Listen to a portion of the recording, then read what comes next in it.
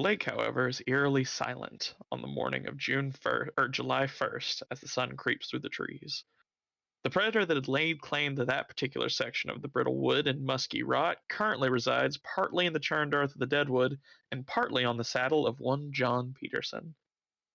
The somewhat tired pack of hounds make their way toward the small community surrounding Beaver Lake on their way to Springfield, Missouri, in hopes of finding answers for the questions found in the muddy roads. With the rough start to the journey, the daunting idea of crossing the Ozarks, the knowledge that somewhere in the dark woods a primordial monster is being pursued by an old nemesis, the weary group crests the hill and makes their way towards the pluming chimneys they see in the distance. We open on that. You all are on horseback. You broke camp a couple hours ago. It's still fairly early in the morning, probably about, I'm going to say realistically like 11, because given the night you all had, I imagine you got an extra bit of shut eye. As you start cresting a hill, looking down on this lake that is very spindly in nature. It's wide. It is like at its as it can be. It's definitely a lake, but from your high vantage point, you can tell that this is mostly like the type of lake you see that is once swollen river and not any sort of reservoir. As you start making your way down this hill, you start to see uh, chimney smoke in the distance. Probably no more than an hour away. Some sort of loose settlement. It doesn't look like a town or a village in proper. It looks more like just a loose community of houses along the side of the lake as you all start making your way there. So, what? How are you guys going about this? Well, we'll have Harold, or whatever I said his fucking name was. We'll have Harold hooked up to my horse Uh huh. as we keep going down. The two And deaf boys. yes, yes. Mm-hmm. And Okay. Fusion Hod, Yeah. they're super deaf. Uh huh. Uh, the Helen Killer of cowpokes. It's true. Uh, and then I suppose JP either like slightly behind us or just right to the side. Yeah, I'll be on the Yeah. side. And then as we go down, there is one thing we need to talk about. What the marshal brought up. I don't think bounty's made it here yet, but we should consider taking on new names.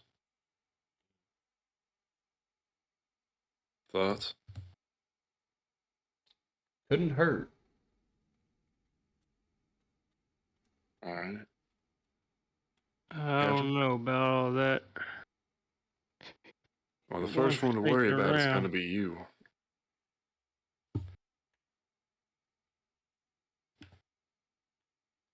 Well, for the sake of it, kind of looking more at JP. My name holds great meaning to myself. Dynasty. Well, names are important and all, but so is keeping our heads.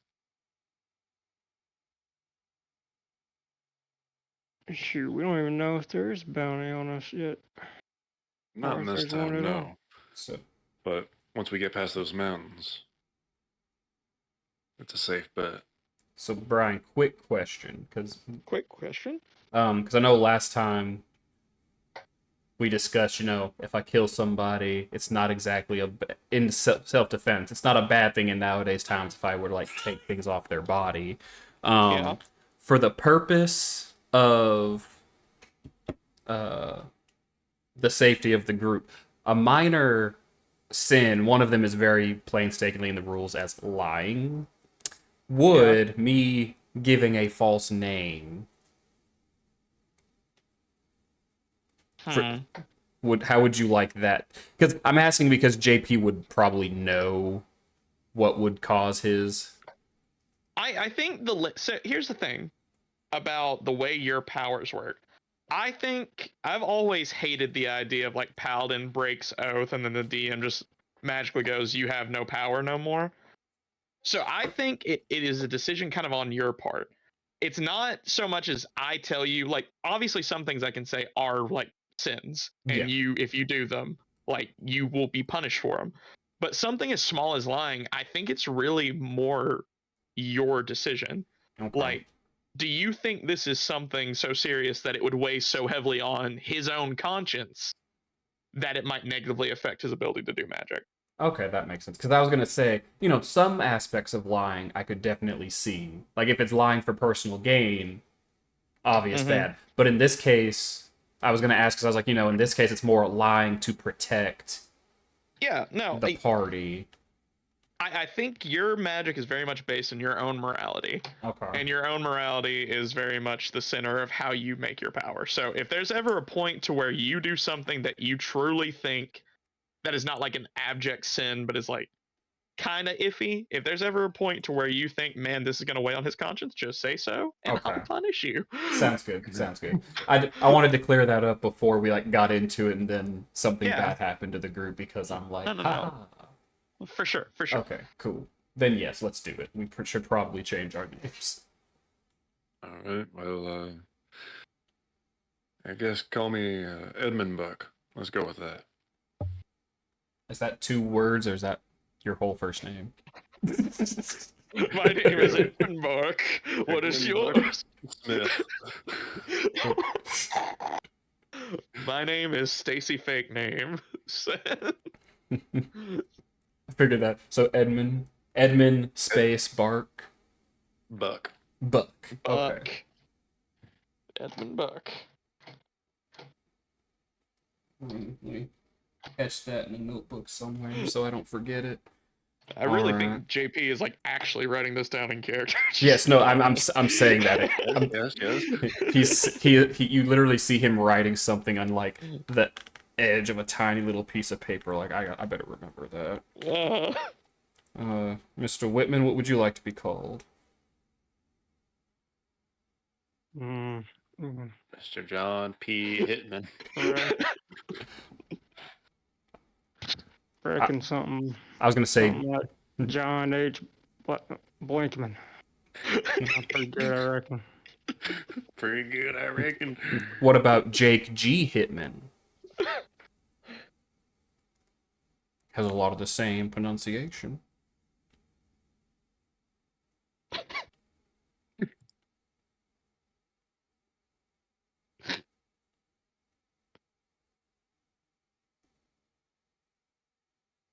I don't know. I'm just gonna tentatively write down Jake G. Hitman in my little notes right here. Y'all can call me Jake. Peter Johnson. God damn it. Jake Peter. Easy enough. My name is Peter All right, Johnson. Peter. Peter. Go mosey on.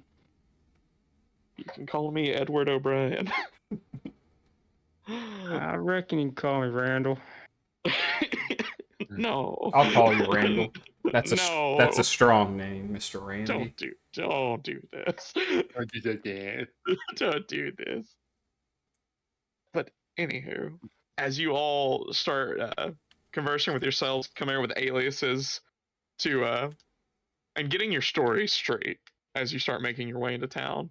It's another 30 minutes. It's approaching noon as you guys start making your way into this little like loose concentration of buildings. Like as you walk up and get closer, you can see just speckled around the lakeshore, just little steadings.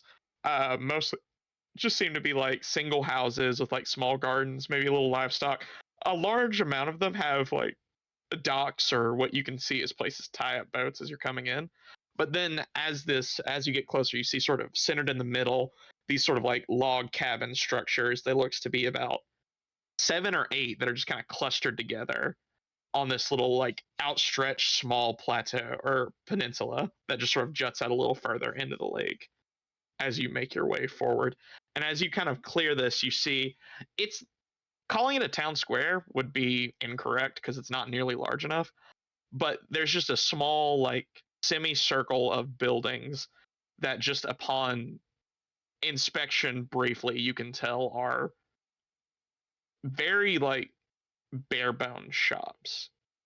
There are a couple shops, maybe a place to stay, and that's pretty much it. And you don't really see a lot of people, but can I get a shit, what the fuck? Notice. Notice. God, it didn't work. My head was broken. Yeah, a notice check from everybody, please. It's a simple one, just DC 4. DC 4.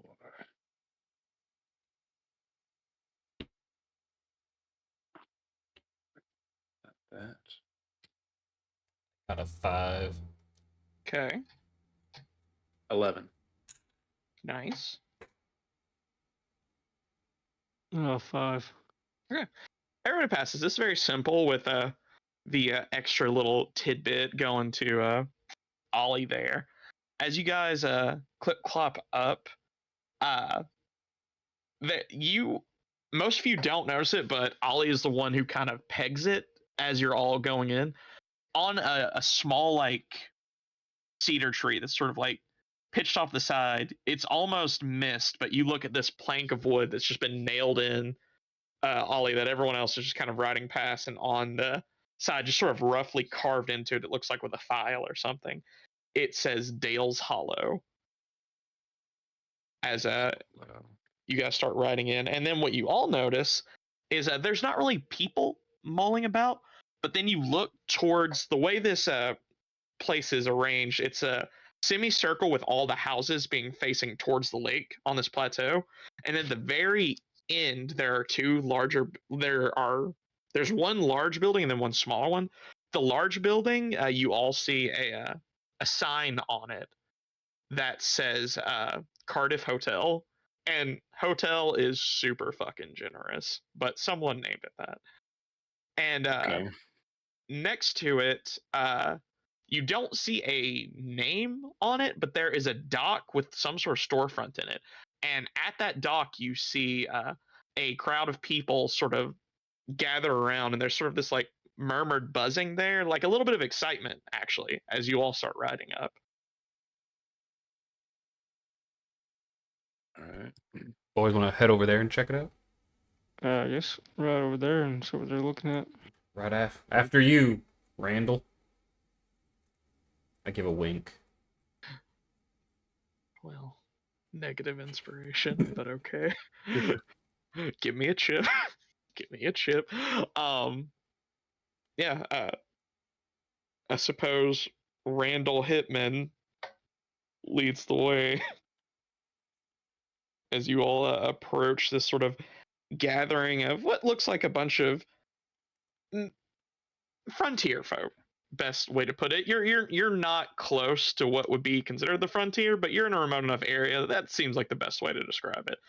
And most of them seem to have sort of the garb of like fishermen or trappers or something like that. And as you all round the corner, you see a man sort of standing on a box. Everyone is gathered around with a big smile on his face, talking to everybody. Um, Drawing a little closer on your horses, you hear this guy over the crowd just kind of talking. And when I tell you, he gave us a fight. He did. He did, and I say so. He gave us a fight that you would not believe, and must have took 2 hours to get him in the boat. But when we did, we knew we had something special. That's why we came right back, got off the lake. We wanted everyone to see it, and as you can see, this is definitely a record. And I promise all of you that if it is a record, verified, at the hotel tonight, the drinks are on me. And as you guys round the corner, you see what he's talking about. Hanging from like a winch on the dock is a catfish. The catfish seems to have harpoons in it. As the thing measures, from what you guys can tell just by looking at it, to be about almost 10 feet long. Ooh. Um, Biggin. Easily hundreds of pounds, and it's starting to bow the winch. But behind that, you see a boat sort of fashioned, very ramshackle, wooden, almost like a keel boat, bigger than like a rowboat to a degree, but it is clearly rowed, but manned by several men. And at the front of it, you see almost like a makeshift scorpion type ballista with a harpoon on it. As you all are just bear witness to this monstrous catfish hanging, and you see this very like stubby, like chubby fellow with a bald patch on his head and that sort of like monk haircut, but it's very scraggled down, wearing a working apron covered in like fish guts and stuff, measuring and attempting to weigh this catfish as you all walk in. Um, you all are noticed fairly quickly, A, because you're on horses, and B, because you're strangers. Um, Attention pretty quickly turns away from him into you all as you just kind of clop up to the grouping there, as eyes just kind of turn to you all.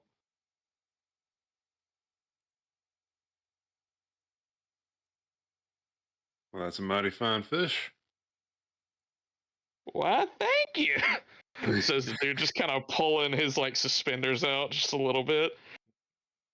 I'll You kind of, mi- I'll hop off my horse and kind of like walk closer to go shake his hand. he gladly shakes your hand. I haven't seen you around, but you showed up just in time to see history being made. As he looks back to the catfish, I believe we've beat the previous record by at least 4 or 5 inches. I was And afraid of that. That's, these people have walk some up. big fish.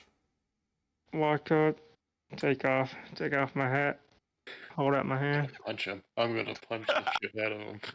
That is a mighty fine fish you got there, sir. Mr. John H. White to you. Mr. John H. White, it is a pleasure to meet you. My name is Captain Matthew McCarthy. It is a pleasure to meet you. I didn't get your name there, young fella. Edmund Book. Wait a minute. Mr. Buck and Mr. White. It is a pleasure to meet you both. You can call me Randall White. That's what my friends call me there, sir. He kind of scratches his head at that one. Just kind of give like a shrug, kind of like humor him. Mm. All right, well, Mr. Randall White, if that do me just fine. He looks over past you all at JP sitting on his horse. And what about you? Come on over. Come on, don't be shy. I get off my horse and I walk over and shake his hand and I go, Johnson. Peter Johnson, sir. Peter Johnson. We go, Mr. White, Mr. Buck, and Mr. Johnson. It is a damn pleasure. A damn pleasure. Now, you all didn't hear the story proper. I'll give it to you again. You heard most of the story proper. It is told to you again, and it's rapidly evolving. You heard the first version of this. The fight got about 45 minutes longer, and he lost crewman. But he tells you the story again, and then he looks over, and Cletus over there, he's about to let you know. He's about to let everybody know. He can Cletus! What's it looking like? And then yeah. He spits a little bit. I reckon it's a bit longer than the last one, and everyone just kind of like claps a little bit, and there's a little whoop, and he goes, "That's what I told you. I told you, and I told you. And what else did I say?" And another like dude said, "Drinks are on you. Their drinks are on me." And he turns to you three. The drinks are on me, because that there's a life savings waiting to be made. That right there is a fortune pulled from the water by yours truly. And he looks around, right? No one really takes him around that. Someone's gonna buy it though. I don't know who yet, but someone will buy it. And he just sort of like walks around a little bit, looks at it. Wait, what are you fellas here for? By the way, we don't get visitors a lot. We mostly do for ourselves, and most of the time we do trading. We head out, mostly trading pelts, because beavers Right. and fish, obviously. Like we got biggins, but beavers and fish. We don't trade the fish a lot. We mostly just the fish are food, and if we don't kill the fish, they'll eat the beavers, and if they eat the beavers, then we don't make no more money. Fish, Even in a regular fish size. eat Noted. beavers? What did you say there, son? You saying the fish eat the beavers? The fish they eat the beaver pretty good. The big ones like this. So there ain't a ton of big ones like this, but there's enough of them that it's a problem sometimes. That's why you see a lot of the fishing boats like this got in their doohickeys over there, and he points towards the what we would know essentially is a small ballista on the front of this. Sir, that looks reminiscent of the Roman scorpion used back in about 30 A.D. Well, we don't put any poison on it. Poison? Well, it ain't a scorpion. I know scorpions is poisonous. No, that's what the Well, Romans Mr. called Matthew, actually, if I might interject, we just came from Fayetteville, and we're actually looking for someone. So she might have stood out. All right. Physical description goes by the name of Mary Walker. I don't reckon I've seen nobody like that, but though, to be fair, we've been out on the lake most of the past few days. Turn to the crowd. Does anyone... yeah. Everyone just kind of like mulls around a little bit. I don't know. Hold on, let me check and let me roll their dice for them. Come on. These are good folk. Good, honest folk who saw a demon of a woman. I know Cletus saw it. My boy Cletus saw it. There's murmuring sort of in the crowd. I don't know if it... I seen her, says Cletus. I seen her. I think she rode in on a damn Pegasus. She flew into this place and everyone just starts walking away. She came in like a hurricane. I tell you that right now. She damn near fell in love with me, but I'm a wise stallion. And I cannot be tamed by no mortal woman. Though she was close enough to not being so, she could not tame me. I suppose she didn't stop in town, besides your interaction. She tried to stop. She tried to stay, wanted me to make a wife of her. But old Cletus, he ain't the marrying type. I had to deny her hand. I'm sure I broke the poor girl's heart. What was her name? Mary Walker. Yeah, Mary Walker. And her Pegasus. I remember. Yeah. Which direction did she go in? Shoot.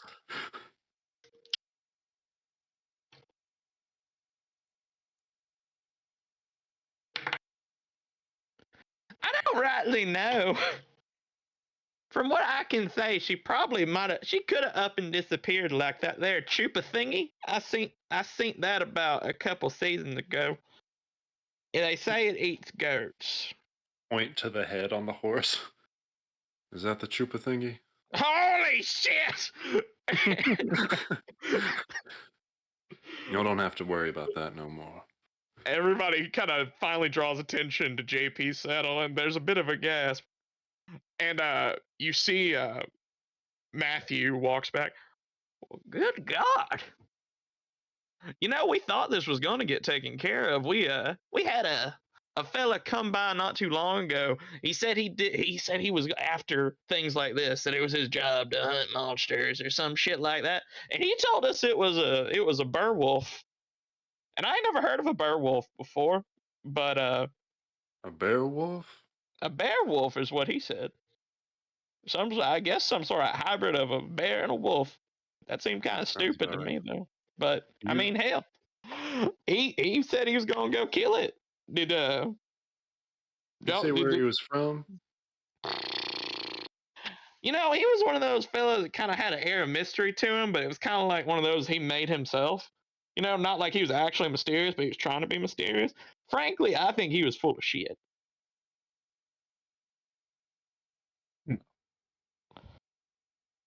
But hey, but that right there is a hell of a saddle ornament. Thank you. Yeah. So wait a minute. And he just kind of gets a little closer and looks at it. This looks kind of like a pig. This is not a wolf or a bear.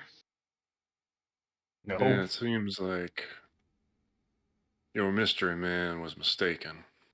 I Mm. don't think he came out of those woods neither. Well, that's a shame for him, I reckon. But and he kind of like siles up to you. I hear you over there. You're looking for someone. I respect that you're doing that, but old Cletus is a bit touched. I If you know what I'm see. saying. If you really want information, you might want to go over to the hotel and talk to Miss Montgomery. Miss Montgomery. She's the owner, the proprietor. Well, thank you, Captain Matthew. We'll do just that. And maybe we'll see about that drink. Hey, it's on me. Well, technically, it's on whoever the hell buys that fish, but it's on somebody.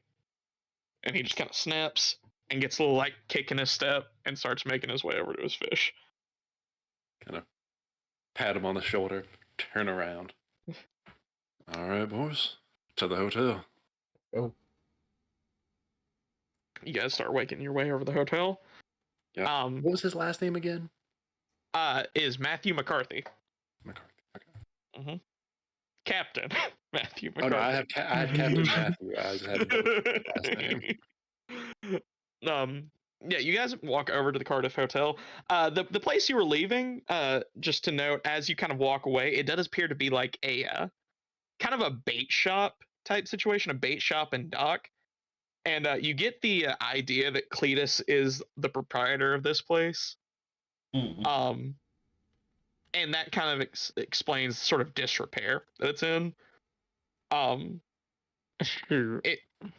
It's fallen apart just a little bit, but it seems Looks fine, seems mate. serviceable. Clear's a In good man. stark contrast, the Cardiff Hotel is very much a polished turd.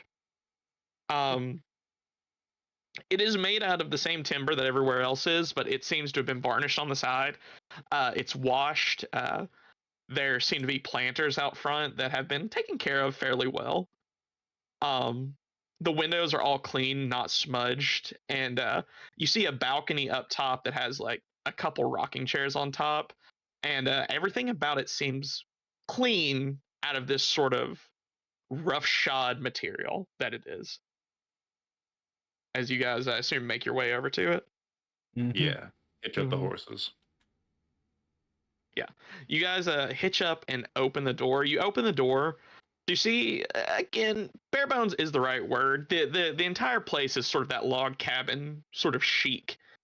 There is a bar that is sort of just made out of almost like sawhorse in design, of like a very large tree trunk that has been split and then just sort of shined up on top with a few little stands holding it up, and then a stair on the left side leading up to where you presume the rooms would be, Mhm. and then just a few tables scattered around, even a couple like fairly well maintained, though very clearly old, like lounge couches. And you see a younger lady, well, younger comparatively to like some of the people you've been seeing here. She appears to be like mid-30s. Uh, Sort of a light copper to her skin, and longer dark hair that she has braided and pulled down in the back, wearing this sort of auburn day gown type deal, as she is just sort of writing something down behind the bar as you all walk in. Well, boys, Walk up. Walk in. should we Walk up to it. uh get a room and make sure we stay here for a day so that we can rest up and be ready for whatever travels we'll have in the morning? And then I kind of point to the gaping hole in my clothes where the where the horn of the thing went through me. Yeah. I also am gonna change at some point. I feel indecent as I button up Showing my my left titty. There's a So- clother in town. We came in like on a hill, right? Mm-hmm. Yeah. So essentially, the way this lake is situated, it's sort of in a valley. almost. Mhm.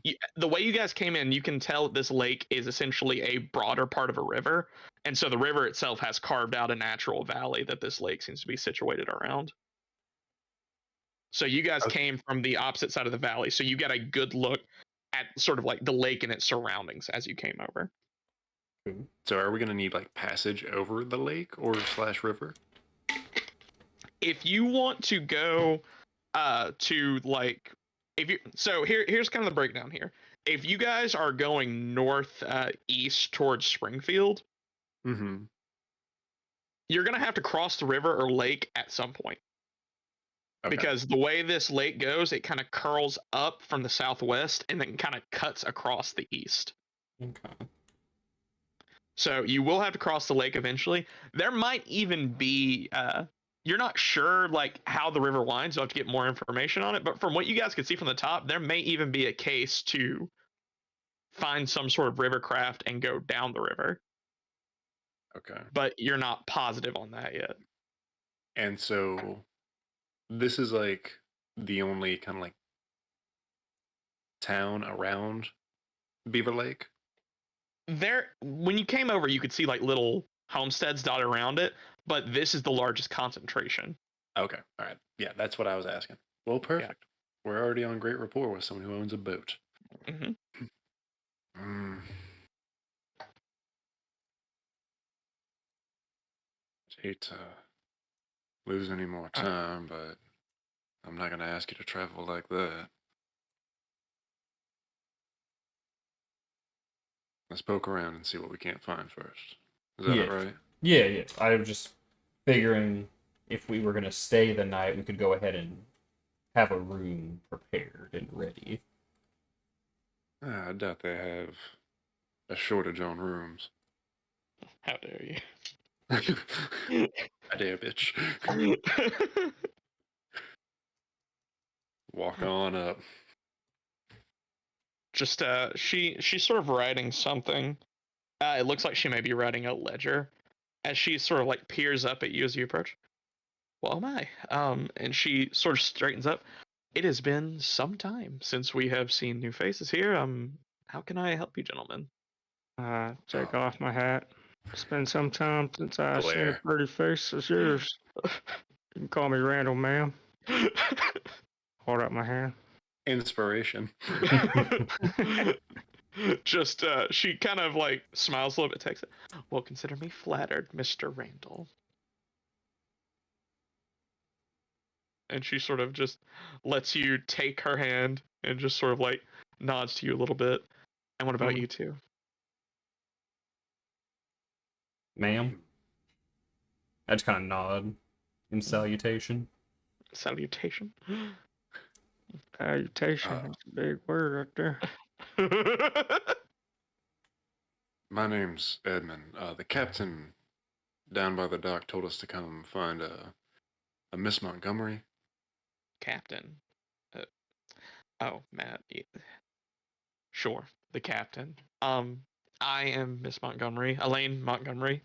Pleased to meet all of you. And what is it that he has directed me to, or directed you to me for? I'm hoping patronage. It would be kind of him to contribute anything towards my business. Of course, ma'am. We're looking for someone who we think passed by here. Physical description goes by the name of Mary Walker. Yes, I am familiar with the young lady you're talking about. It's very rare someone comes to this town that we don't know that they don't stop by here. So yes, I know the young lady you're speaking of. She was here about 2 days ago. Mm-hmm. Okay. What is it you're looking for? I do stress that if you're pursuing this young woman for some reason that I find unsavory, I am not giving you directions to her. That's fair and within your right. If I'm being honest, well, she's a criminal of sorts, tried to kill us, and, well, we actually just spoke with the U.S. Marshal about trying to track her down. Do you have a writ or a warrant for this young lady? Not yet. Marshall said he's working on it.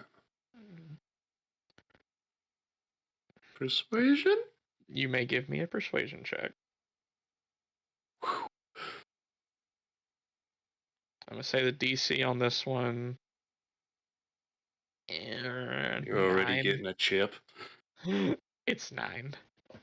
You're already getting a chip.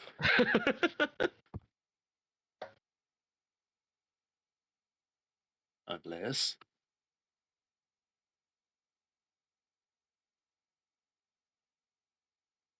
Motherfucking 13.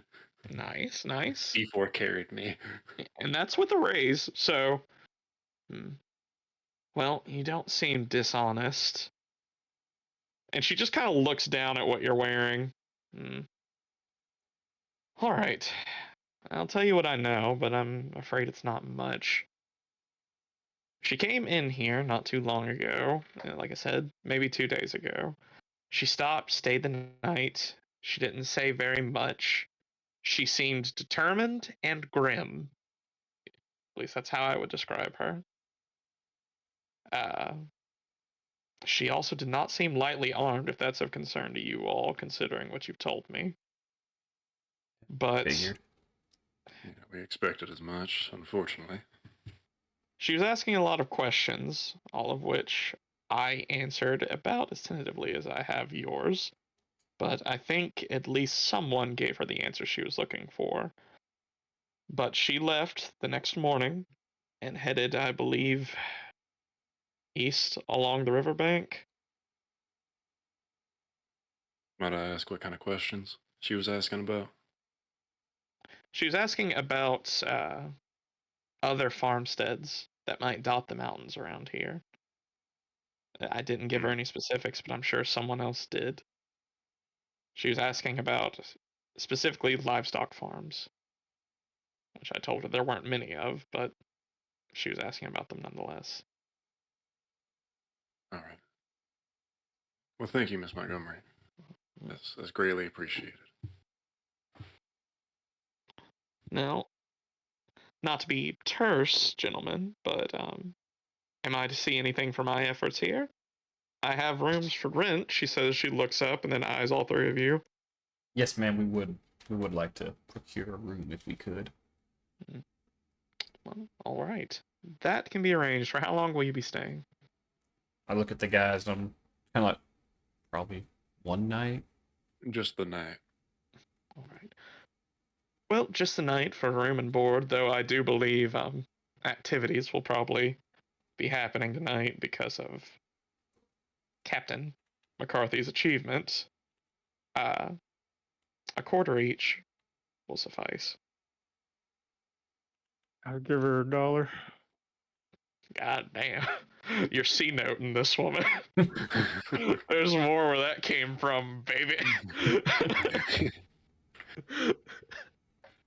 You pull out your comically large 1800s American dollar and hand it to her. Well, I do appreciate that, Mr. Randall, she says as she sort of gives you like that. Give me a notice check.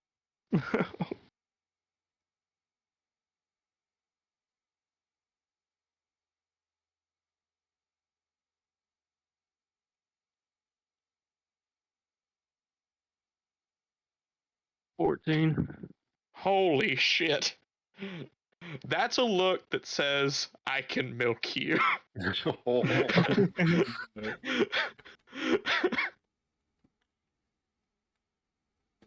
But she takes it. But I'll have those prepared for you. How soon would you like them prepared? I can have them prepared quickly, but if you'd prefer later, I can take my time and maybe take some extra time to wash the linens and whatnot. Take We'll all the take time them you need. later. Can you point us to the nearest tailor you got in town? Tailor is a very professional word. If you are looking for the nearest tailor, I can direct you to someone whose last name is Taylor. Or if you need some seamstress work, I could have that arranged for you. However, it would come at a cost. She looks at the dollar you just gave her. it can be arranged. Honestly, ma'am, if you could just point me in the direction of the nearest loon, I could. I have a spare shirt. I don't need to get this one tailored. Well, I can point you in that direction, but if you would like the shirt sewn, I could sew the shirt for you. Oh, it's unnecessary, ma'am. This one's quite old. It's seen some years. It's about time I laid it to rest. Well, if that be the case, then she just kind of points you in the right direction. Right. If any of you need supplies of any sort, we do have a general store, though I will not pretend that it is extraordinarily well stocked with the type of things that someone from out of town might find useful. But if you need extra clothes, I think that at the very least could be arranged. But they can't even buy a single saddle. Probably not. Fuck you. I think that's where we'll be heading then. Thank you, miss. You're most welcome. I'll see that your rooms are prepared when you get back. We hoot and holler in that direction. You hoot and holler in that direction. You make your way outside, and just across the street, like couldn't be 20 feet, you see the general store that just has a sort of half cocked at a diagonal sort of plank sign that just says gyms. Perfect. You all make your way over to gyms as you open the door. Um, it again, every building in this town has that same sort of log cabin aesthetic to it. But this one in particular is so cluttered with shit. Like you cannot see the walls in most of these places for shelves that just hold various and sundry goods. Some seem like they have value, most seem like they don't. And behind a counter, you see a man wearing like a very patchwork vest that is clearly a decade old and has been sewn and resewn a dozen times. Sort of trying to give that appearance of like a legitimate shopkeep, as he has like a collared shirt under it. He looks up as you all walk in. He has a big waxed mustache. Well, hello there, everyone. I am James Paulson, the proprietor of this establishment. How can I help you all? Hold up my hand.